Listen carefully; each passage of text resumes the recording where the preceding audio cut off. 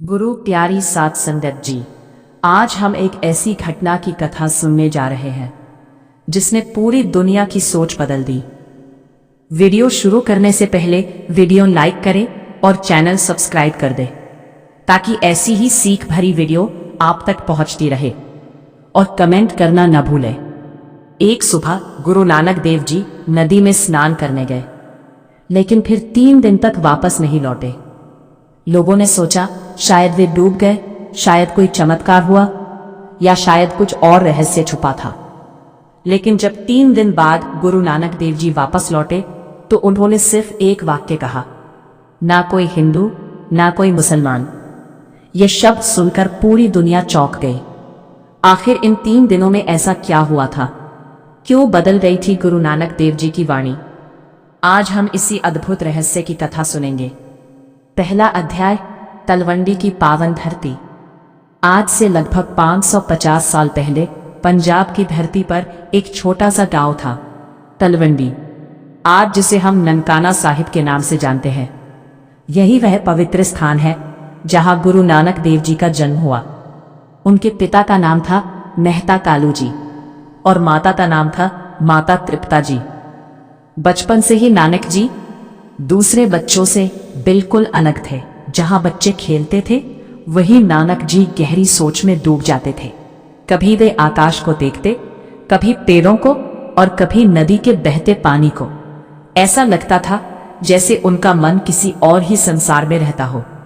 बचपन के संकेत। एक दिन की बात है, गांव के बच्चे खेतों में खेल रहे थे, लेकिन नानक जी एक पेड़ के नीचे बैठकर ध्यान में डूबे हुए थे।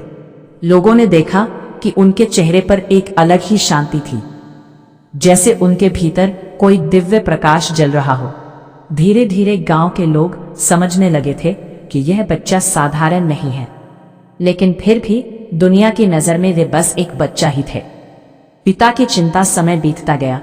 जब नानक जी बड़े होने लगे तो उनके पिता को चिंता होने लगी। उन्हें लगता था कि नानक को भी दूसरे बच्चों की तरह व्यापार या काम सीखना चाहिए। एक दिन मेहता कालू जी ने कहा, नानक बेटा, जीवन में कुछ काम करना जरूरी है।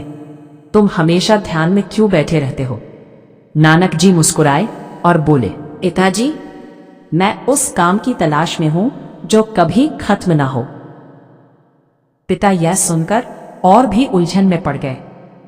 सुल्तानपुर लोधी का सफर। कुछ समय बाद नानक जी अपनी बहन बेबी नानकी के पास सुल्तानपुर लोधी चले गए। बेबी नानकी अपने भाई से बहुत प्रेम करती थी। उन्होंने तुरंत पहचान लिया था कि नानक कोई साधारण इंसान नहीं है। सुल्तानपुर में नानक जी को काम मिला नवाब दौलत खान के मोदी खाने में। यहां उनका काम था अनाज का हिसाब रखना। लेकिन यहां भी एक अनोखी बात होती थी। जब भी वे अनाज बांटते तो कहते, तेरा तेरा तेरा, मतलब सब कुछ भगवान का है। लोगों को लगता था जैसे वे सिर्फ अनाज नहीं बल्कि प्रेम बांट रहे हों।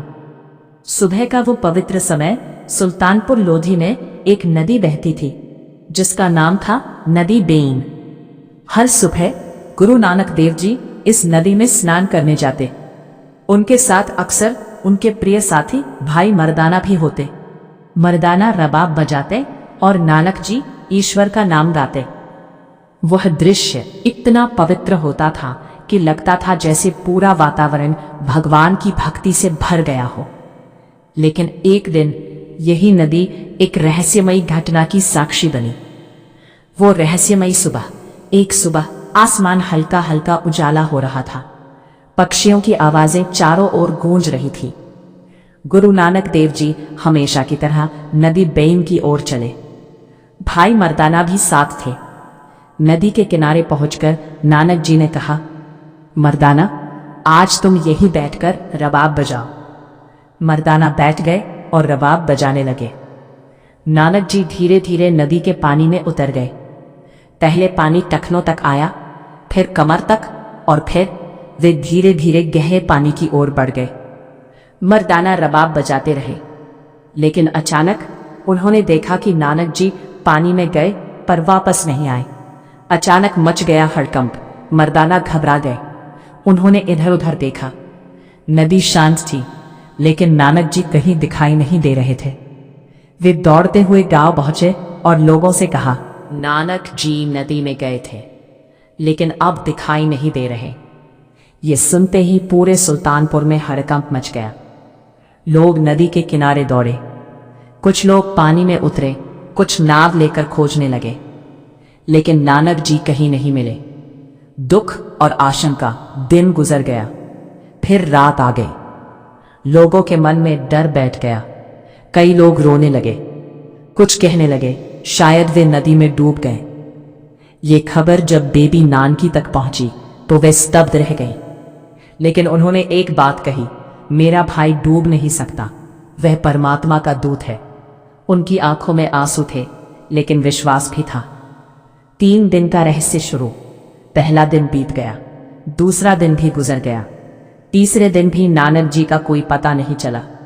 लोगों के मन में डर और रहस्य दोनों बढ़ते जा रहे थे। सब सोच रहे थे, आखिर गुरु नानक देव जी कहाँ चले गए? क्या सच में नदी ने उन्हें निगल लिया, या परमात्मा ने उन्हें अपने पास बुला लिया? लेकिन तीसरे दिन की सुबह कुछ ऐसा हुआ जिसने इतिहास बदल दिया। तीसरे दिन की सुबह नदी बेइन के किनारे। 3 दिनों में हुआ क्या था? आज की कथा में हम इसी रहस्य को समझेंगे। जब गुरु नानक देव जी नदी के पानी में उतरे तो वो साधारण स्नान नहीं था। जैसे जैसे वे पानी में आगे बढ़ते गए, वैसे वैसे उनके आसपास का संसार बदलता चला गया। नदी का पानी जैसे एक दिव्य प्रकाश में बदल गया। कहते हैं उसी क्षण परमात्मा की कृपा से गुरु नानक देव जी को एक दिव्य लोक में ले जाया गया। यह कोई साधारण स्थान नहीं था, यह वो स्थान था जहां सिर्फ सत्य और प्रकाश था। सिख परंपरा में कहा जाता है कि गुरु नानक देव जी परमात्मा के दिव्य दरबार में पहुंचे। वहां ना दिन था ना रात, ना कोई डर ना कोई दुख, सिर्फ एक ही चीज थी, परम सत्य। चारों ओर एक दिव्य प्रकाश फैल रहा था, जैसे हजारों सूरज एक साथ चमक रहे हो, लेकिन आंखों को चुभते नहीं। वो प्रकाश शांति देता था। उसी दिव्य दरबार में गुरु नानक देव जी को परमात्मा का संदेश मिला। परमात्मा ने कहा, नानक, तुम्हें पृथ्वी पर भेजा गया है, आ गया है एक महान काम के लिए। धर्म के नाम पर झगड़ रहे हैं। कोई कहता है मैं हिंदू हूं, कोई कहता है मैं मुसलमान हूं, लेकिन सच्चाई यह है कि सब मेरे ही बच्चे हैं। फिर परमात्मा ने कहा, जाओ नानक, दुनिया को यह संदेश दो कि सब एक है। सिख इतिहास में एक अद्भुत प्रसंग आता है। कहा जाता है कि दिव्य दरबार में गुरु नानक देव जी को अमृत का प्याला दिया गया। यह कोई साधारण अमृत नहीं था, यह था ज्ञान का अमृत। परमात्मा ने कहा, नानक, इस अमृत को पीकर तुम्हें संसार को सच्चा रास्ता दिखाना है। गुरु नानक देव जी ने विनम्रता से वह अमृत स्वीकार किया। उस क्षण उनके भीतर दिव्य ज्ञान का प्रकाश भर गया। परमात्मा ने गुरु नानक देव जी को 3 मुख्य संदेश दिए। पहला संदेश, नाम जपो, यानी परमात्मा को याद करो। दूसरा संदेश, किरत करो, ईमानदारी से मेहनत करो।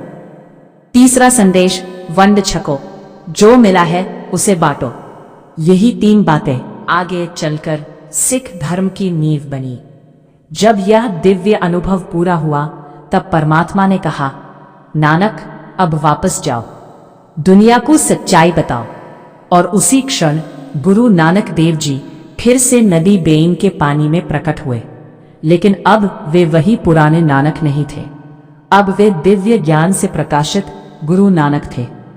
तीसरे दिन की सुबह नदी के किनारे कुछ लोग बैठे थे। वे अभी भी नानक जी की प्रतीक्षा कर रहे थे। तभी अचानक नदी के पानी में हलचल हुई और धीरे धीरे गुरु नानक देव जी पानी से बाहर आए। लोग उन्हें देखकर हैरान रह गए। उनके चेहरे पर एक अद्भुत तेज था, जैसे कोई दिव्य प्रकाश चमक रहा हो। जब लोग उनके पास पहुंचे तो सब पूछने लगे, नानक जी, आप कहाँ चले गए थे? हम 3 दिन से आपको ढूंढ रहे थे।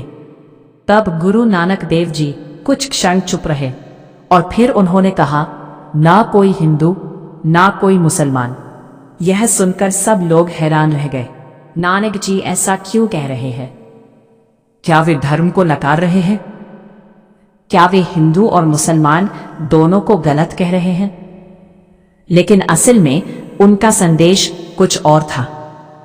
गुरु नानक देव जी का मतलब था, अगर इंसान सिर्फ नाम से हिंदू या मुसलमान है लेकिन उसके अंदर सच्चाई, दया और प्रेम नहीं है तो वह सच में धार्मिक नहीं है। सच्चा इंसान वही है जो परमात्मा के नाम को याद करे और सबके साथ प्रेम से रहे। उस दिन के बाद गुरु नानक देव जी का जीवन पूरी तरह बदल गया। उन्होंने निर्णय लिया कि वे पूरी दुनिया में जाकर मानवता का संदेश फैलाएंगे। यहीं से शुरू हुई उनकी उदासियां यानी यात्राएं। उन्होंने भारत, तिब्बत, अरब और कई देशों की यात्रा की और हर जगह एक ही संदेश दिया, सब इंसान एक है। लेकिन संगत जी, जब गुरु नानक देव जी ने कहा ना कोई हिंदू ना कोई मुसलमान, तो उस समय के पंडित और काजी उनसे नाराज हो गए। उन्होंने सोचा नानक धर्म का अपमान कर रहे हैं। और फिर एक दिन गुरु नानक देव जी को दरबार में बुलाया गया, जहां उनसे पूछा गया, अगर हिंदू और मुसलमान नहीं है तो फिर सच क्या है? और वही गुरु नानक देव जी ने ऐसा उत्तर दिया जिसने सबको चुप करा दिया। उस अद्भुत घटना की कथा हम आगे सुनेंगे। संगत जी, जब गुरु नानक देव जी 3 दिन बाद नदी बेन से बाहर आए तो उन्होंने एक वाक्य कहा, ना कोई हिंदू ना कोई मुसलमान। यह बात पूरे सुल्तानपुर में आग की तरह फैल गई। लोग हैरान थे। कुछ लोग खुश थे क्योंकि उन्हें लगा कि नानक जी कोई गहरी बात कह रहे हैं, लेकिन कुछ लोग नाराज भी हो गए। पंडितों को लगा कि नानक हिंदू धर्म को नकार रहे हैं। काजियों को लगा कि नानक इस्लाम का अपमान कर रहे हैं। और फिर यह बात पहुंची सुल्तानपुर के शासक नवाब दौलत खान लोधी तक। उन्होंने कहा, नानक को दरबार में बुलाओ, हम उनसे पूछेंगे कि इस बात का मतलब क्या है।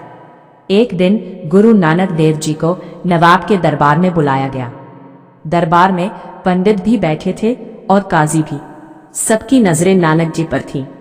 नवाब ने शांत स्वर में पूछा, नानक, तुमने कहा कि ना कोई हिंदू है ना कोई मुसलमान, क्या तुम धर्म को गलत मानते हो? गुरु नानक देव जी शांत खड़े रहे। अद्भुत शांति थी।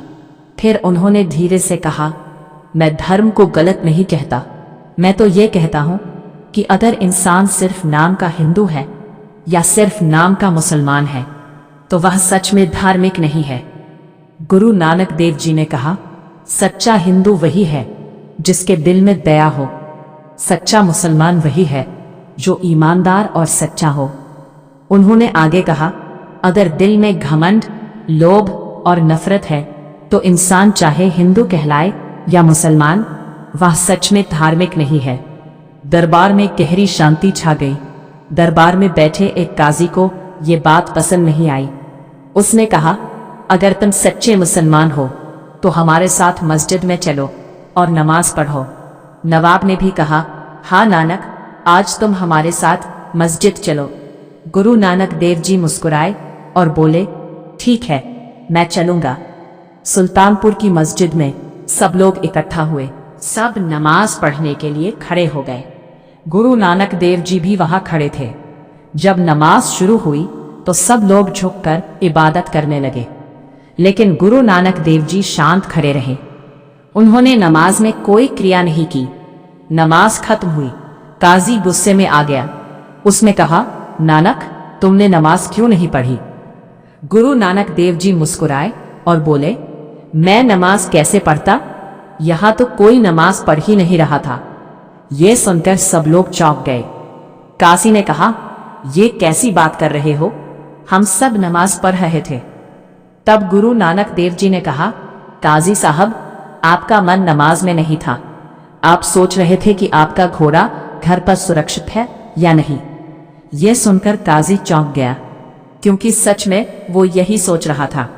फिर गुरु नानक देव जी नवाब की ओर मुड़े और बोले, नवाब साहब, आप भी नमाज में नहीं थे। आप तो काबुल से आने वाले घोड़ों के व्यापार के बारे में सोच रहे थे। नवाब भी हैरान रह गया, क्योंकि यह बात सच थी। अब सब लोग समझ गए कि गुरु नानक देव जी सिर्फ बाहरी क्रिया की बात नहीं कर रहे थे।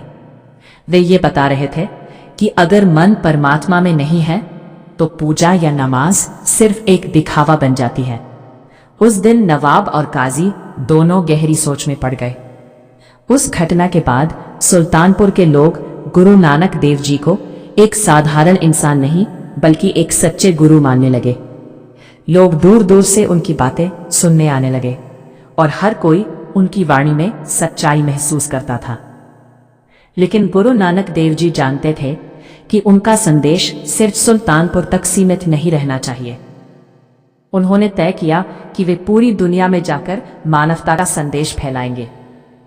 और यहीं से शुरू हुई उनकी महान यात्राएं, जिन्हें कहा जाता है उदासियां। समदत जी, अब गुरु नानक देव जी अपने प्रिय साथी भाई मर्दाना के साथ दुनिया की यात्रा पर निकलने वाले थे। लेकिन यात्रा शुरू होने से पहले एक अद्भुत घटना हुई। जब गुरु नानक देव जी एक मंदिर पहुंचे तो वहां पंडितों ने उन्हें रोक दिया। उन्होंने कहा, तुम यहां पूजा नहीं कर सकते। लेकिन तब गुरु नानक देव जी ने ऐसी बात कही जिसने पूरे मंदिर को स्तब्ध कर दिया। उस अद्भुत घटना की कथा हम आगे सुनेंगे। संगत जी, नदी बेईन में 3 दिन के दिव्य अनुभव के बाद गुरु नानक देव जी का जीवन पूरी तरह बदल गया। अब उनका एक ही उद्देश्य था। उन्होंने तय किया कि वे अलग अलग देशों और शहरों में जाकर लोगों को सच्चा धर्म समझाएंगे। इन्हीं यात्राओं को कहा जाता है।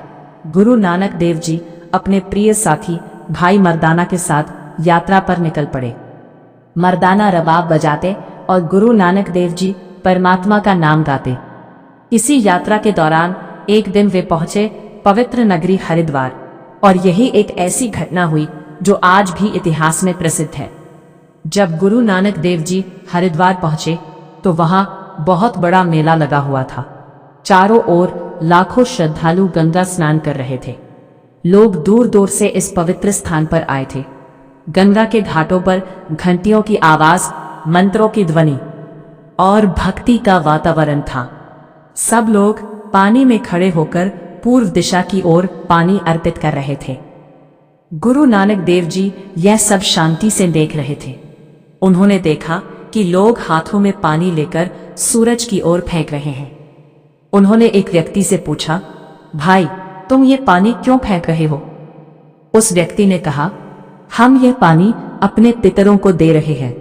वे स्वर्ग में हैं और यह जल उन तक पहुंचता है। गुरु नानक देव जी मुस्कुराए। फिर अचानक गुरु नानक देव जी गंगा में उतर गए। लेकिन उन्होंने एक अलग काम किया। जहां सभी लोग पूर्व दिशा में पानी फेंक रहे थे, वहीं गुरु नानक देव जी पश्चिम दिशा में पानी फेंकने लगे। यह देखकर लोग हैरान रह गए। कुछ लोग हंसने लगे। कुछ लोगों ने कहा, यह साधु क्या कर रहा है? वहां खड़े पंडितों ने गुरु नानक देव जी से पूछा, तुम उल्टी दिशा में पानी क्यों फेंक रहे हो? क्या तुम्हें परंपरा का ज्ञान नहीं है?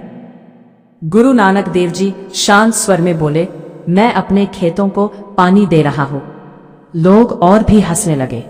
उन्होंने कहा, तुम्हारे खेत कहाँ हैं? गुरु नानक देव जी बोले, पंजाब में।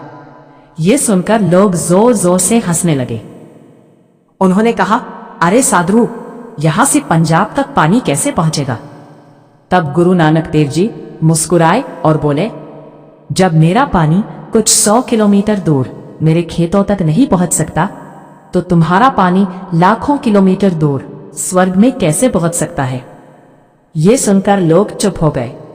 गुरु नानक देव जी ने कहा, परमात्मा को पाने के लिए सिर्फ रस्में काफी नहीं है, जरूरी है दिल की सच्चाई और कर्म की पवित्रता। उन्होंने कहा, अगर इंसान गरीबों की मदद करे, दया करे और सच्चाई से जिए तो वही सच्ची पूजा है। गुरु नानक देव जी की बात सुनकर बहुत से लोग गहरी सोच में पड़ गए। कई लोगों को लगा कि वे सालों से बिना समझे सिर्फ परंपरा निभा रहे थे। लेकिन उस दिन उन्हें सच्चे धर्म का अर्थ समझ आया। हरिद्वार की इस घटना के बाद गुरु नानक देव जी और भाई मर्दाना अपनी यात्रा पर आगे बढ़ गए। जहां भी वे जाते लोगों को एक ही संदेश देते, सब इंसान एक हैं, परमात्मा एक है और सच्चा धर्म प्रेम और सेवा में है। लेकिन संगत जी, गुरु नानक देव जी की यात्रा यही खत्म नहीं हुई। आगे की यात्रा में वे पहुंचे एक ऐसे शहर में जहां एक बहुत बड़ा अहंकारी राजा रहता था। उस राजा को अपने धन और शक्ति पर बहुत घमंड था। लेकिन जब वो गुरु नानक देव जी से मिला तो एक छोटी सी घटना ने उसका घमंड चूर चूर कर दिया। उस अद्भुत कथा को हम आगे सुनेंगे। गुरु नानक देव जी और उनके साथी भाई मर्दाना दुनिया में प्रेम और सत्य का संदेश फैलाते हुए एक स्थान से दूसरे स्थान जा रहे थे। जहां भी वे जाते लोग उनकी वाणी सुनकर अंदर से बदलने लगते। लेकिन एक जगह ऐसी भी थी जहां एक व्यक्ति बहुत बड़ा धोखेबाज था। लोग उसे सज्जन कहते थे, लेकिन वह असल में एक खतरनाक ठग था। और जब गुरु नानक देव जी उसके सराय में पहुंचे तो एक ऐसी घटना हुई जिसने एक ठग को संत बना दिया। सज्जन ठग एक बहुत चालाक आदमी था। उसने यात्रियों के लिए एक बहुत सुंदर सराय बनवाई थी। बाहर से देखने पर वो सराय किसी मंदिर से कम नहीं लगती थी, लेकिन उसके पीछे एक भयानक सच्चाई छुपी थी। सज्जन रात में यात्रियों को लूट लेता था और कई बार उन्हें मार भी देता था। फिर उनकी संपत्ति अपने पास रख लेता। लोग दूर दूर से आते और उसके जाल में फंस जाते। एक दिन गुरु नानक देव जी और भाई मर्दाना उसी रास्ते से गुजर रहे थे। शाम हो चुकी थी। तब उन्होंने देखा कि सामने एक सुंदर सराय है। वही सराय थी सज्जन न ठग की। सज्जन ने गुरु नानक देव जी को देखा और सोचा, आज तो अच्छा शिकार मिल गया। लेकिन उसे क्या पता था कि आज उसका जीवन बदलने वाला है। सज्जन ने गुरु नानक देव जी और मर्दाना को अपने सराय में ठहरने दिया। उसने भोजन भी दिया और बड़ी विनम्रता से बात की। लेकिन उसके मन में एक ही योजना थी, रात होते ही उन्हें मारकर उनकी संपत्ति लूट लेनी है। रात का समय हुआ। भाई मर्दाना ने रबाब उठाई और गुरु नानक देव जी परमात्मा की वाणी गाने लगे। उनकी वाणी में इतनी शक्ति थी कि पूरा वातावरण भक्ति से भर गया। सज्जन ठग भी यह कीर्तन सुनने बैठ गया। गुरु नानक देव जी एक शब्द गा रहे थे। उस शब्द का अर्थ था, जो इंसान बाहर से अच्छा दिखता है लेकिन अंदर से बुरा है, वह असली इंसान नहीं है। सच्चा इंसान वही है जिसका दिल साफ और सच्चा हो। ये शब्द सीधे सज्जन के दिल में लगे। जैसे जैसे कीर्तन चलता गया, सज्जन का दिल पिघलने लगा। उसे अपने सारे पाप याद आने लगे। उसे लगा जैसे गुरु नानक देव जी सीधे उसी से बात कर रहे हो। अचानक वह रोने लगा। सज्जन गुरु नानक देव जी के चरणों में गिर गया। उसने कहा, गुरु जी, मैं बहुत बड़ा पापी हूं। मैंने बहुत लोगों को लूटा है और बहुत गलत काम किए हैं। क्या मेरे जैसे इंसान को माफी मिल सकती है? गुरु नानक देव जी ने प्रेम से कहा, अगर इंसान सच्चे दिल से पछताए और अपने जीवन को बदल दे तो परमात्मा उसे जरूर माफ करता है। फिर उन्होंने कहा, अपने पापों का प्रायश्चित करो। जो धन तुमने गलत तरीके से लिया है उसे गरीबों में बांट दो। सज्जन ने गुरु नानक देव जी की बात मान ली। उसने अपना सारा धन गरीबों में बांट दिया और उसी स्थान को एक धर्मशाला बना दिया जहां लोग भक्ति और सेवा करने लगे। एक ठग अब एक संत बन चुका था। इस घटना से गुरु नानक देव जी ने दुनिया को एक बड़ा संदेश दिया, कोई भी इंसान इतना बुरा नहीं कि वह बदल नहीं सकता। सच्चा पश्चाताप हो तो परमात्मा हर किसी को नया जीवन देता है। लेकिन संगत जी, गुरु नानक देव जी की यात्राएं यही नहीं रुकी। आगे की यात्रा में वे पहुंचे एक ऐसे स्थान पर जहां एक बहुत बड़ा अहंकारी फकीर रहते थे। वह फकीर किसी को अपने पास नहीं आने देता था। लेकिन जब गुरु नानक देव जी वहां पहुंचे तो एक चमत्कारी घटना हुई जिसने उस फकीर को भी नतमस्तक कर दिया। उस अद्भुत घटना की कथा हम आगे सुनेंगे। संगत जी, गुरु नानक देव जी दुनिया भर में यात्रा कर रहे थे और लोगों को प्रेम, सेवा और सच्चाई का संदेश दे रहे थे। उनके साथ हमेशा रहते थे उनके प्रिय साथी भाई मर्दाना। मर्दाना रबाब बजाते और गुरु नानक देव जी परमात्मा का नाम सुनाते। इसी यात्रा के दौरान वे पहुंचे एक स्थान पर जिसे आज हम गुरुद्वारा पंजाब साहिब के नाम से जानते हैं। लेकिन उस समय यह स्थान एक अहंकारी फकीर के कारण प्रसिद्ध था। उस फकीर का नाम था वली कंधारी। एक ऊंची पहाड़ी पर रहता था। उसके पास एक झरना था जहां से पानी बहता था। आसपास के लोग उसी पानी पर निर्भर थे। लेकिन वली कंधारी बहुत घमंडी था। वह लोगों को आसानी से पानी नहीं देता था। कई बार वह लोगों को अपमानित भी करता था। एक दिन गुरु नानक देव जी और भाई मर्दाना उसी स्थान पर पहुंचे। धूप बहुत तेज थी और मर्दाना को बहुत प्यास लगी थी। उन्होंने गुरु नानक देव जी से कहा, गुरु जी, मुझे बहुत प्यास लगी है। गुरु नानक देव जी ने कहा, मर्दाना, पहाड़ी पर जाओ और वली कंधारी से पानी मांगो। भाई मर्दाना पहाड़ी पर पहुंचे और वली कंधारी से कहा, मैं गुरु नानक का साथी हूं, मुझे थोड़ा पानी चाहिए। वली कंधारी घमंड से हंसने लगा। उसने कहा, अगर तुम्हारा गुरु इतना महान है तो उसी से पानी मांगो। मर्दाना निराश होकर वापस लौट आए। गुरु नानक देव जी ने कहा, मर्दाना, एक बार फिर जाओ। लेकिन इस बार भी वली कंधारी ने उन्हें पानी नहीं दिया। तब गुरु नानक देव जी ने जमीन से एक पत्थर हटाया और जैसे ही पत्थर हटाया वहां से एक साफ पानी का झरना बहने लगा। मर्दाना ने पानी पिया और उनकी प्यास बुझ गई। आसपास के लोग भी वहां पानी लेने लगे। जब वली कंधारी ने देखा कि नीचे एक नया झरना बहने लगा है तो वह बहुत गुस्सा हो गया।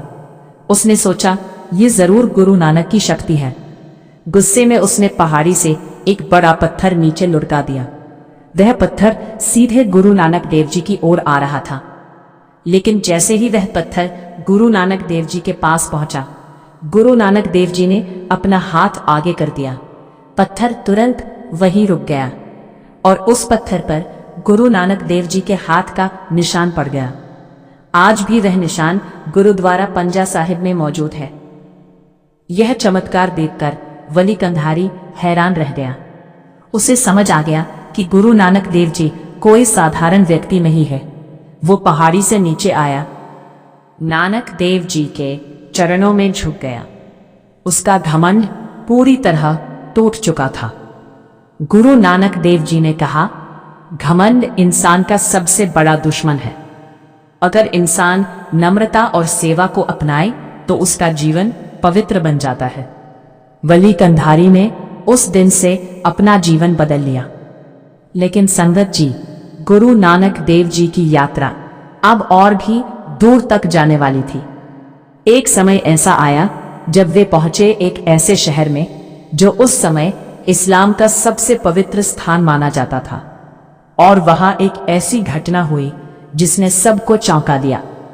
जब लोगों ने देखा कि गुरु नानक देव जी अपने पैर काबा की ओर करके सो रहे हैं, फिर जो हुआ वो इतिहास की सबसे अद्भुत घटनाओं में से एक बन गया।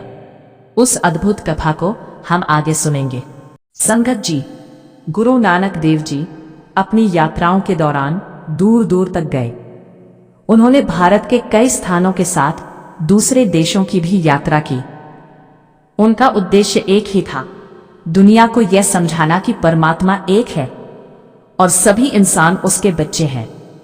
इसी यात्रा के दौरान गुरु नानक देव जी भाई मर्दाना के साथ पहुंचे पवित्र शहर मक्का। जब गुरु नानक देव जी मक्का पहुंचे तो उन्होंने फकीर का वेश धारण किया हुआ था। साथ में भाई मर्दाना भी थे।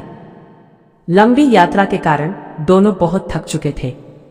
रात का समय था, इसलिए उन्होंने वहीं आराम करने का निर्णय लिया। गुरु नानक देव जी जमीन पर लेटकर आराम करने लगे। लेकिन जब वे लेटे तो उनके पैर काबा की दिशा में थे। काबा उस समय भी मुसलमानों के लिए सबसे पवित्र स्थान माना जाता था। कुछ समय बाद वहां एक मौलवी आया। उसने देखा कि एक व्यक्ति काबा की ओर पैर करके लेटा हुआ है। वो बहुत गुस्सा हो गया। उसने गुरु नानक देव जी से कहा, तुम्हें शर्म नहीं आती? काबा की ओर क्यों किए है? गुरु नानक देव जी शांत स्वर में बोले, भाई, मेरे पैर उस दिशा में घुमा दो जहां परमात्मा नहीं है। यह सुनकर मौलवी थोड़ा चौंक गया। फिर भी उसने गुरु नानक देव जी के पैर पकड़कर दूसरी दिशा में घुमा दिए।